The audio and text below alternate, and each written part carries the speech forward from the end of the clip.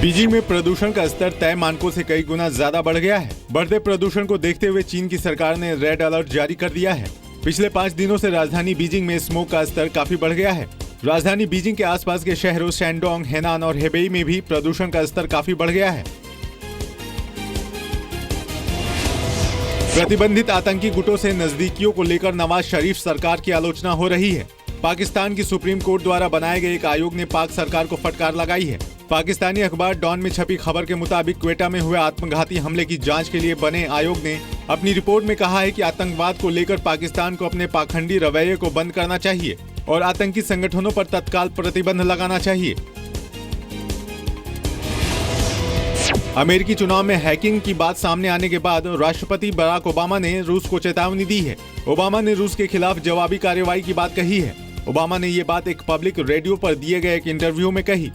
उन्होंने कहा कि मुझे लगता है कि इस बात में कोई शक नहीं है कि किसी विदेशी सरकार ने हमारी एकजुटता को प्रभावित करने की कोशिश की है।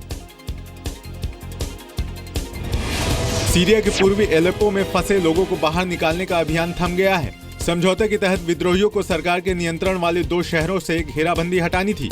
आरोप है कि विद्रोहियों ने ऐसा नहीं किया, जिसके बाद फंसे लोगों को निकालने के अभियान को रोकना पड़ा। अभी तक कम से कम 6000 लोगों और विद्रोहियों को बाहर निकलने की जानकारी मिली है। सोमालिया की राजधानी मोगादिशु में एक आर्मी के चेक पॉइंट पर आत्मघाती हमला हुआ। विस्फोट में कई लोग घायल हुए हैं। हमलावर ने विस्फोटकों से भरे ट्रक को चेक पॉइंट पर उड़ा लिया। यह हमला प्रेसिडेंशियल पैलेस के पास एक रेस्टोरेंट के करीब हुआ। हमलावर चेक पॉइंट को तोड़कर अंदर घुसा था। सीरिया की राजधानी दमिश्क में एक पुलिस स्टेशन पर आत्मघाती हमला हुआ। बताया जा रहा है कि आत्मघाती हमलावर एक 9 साल की लड़की थी, जिसने पुलिस स्टेशन में खुद को उड़ा लिया। लड़की नकाब पहने हुए पुलिस स्टेशन में टॉयलेट के बहाने गई थी। रिपोर्ट के मुताबिक इस हमले में कई लोगों के मारे जाने की खबर है।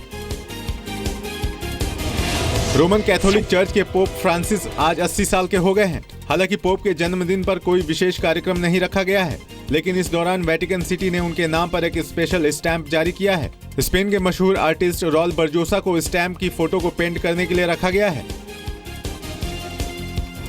क्रिसमस से पहले फिनलैंड में सेंटा क्लॉज के लिए पूरी दुनिया से बच्चों ने चिट्ठी लिखी है। इन चिट्ठियों को सेंटा की टीम इकट्ठा कर बच्चों की विशेष को पढ़ रही है, ताकि क्रिसमस के मौके पर सेंटा उनके विश को पूरा कर पाए। लिफाफे में करके भेजी गई ये चिट्ठियां रंग बिरंगे तरह से सजाई गई हैं। हर साल सेंटा के नाम से लाखों की संख्या में बच्चे चिट्ठी लिखते हैं।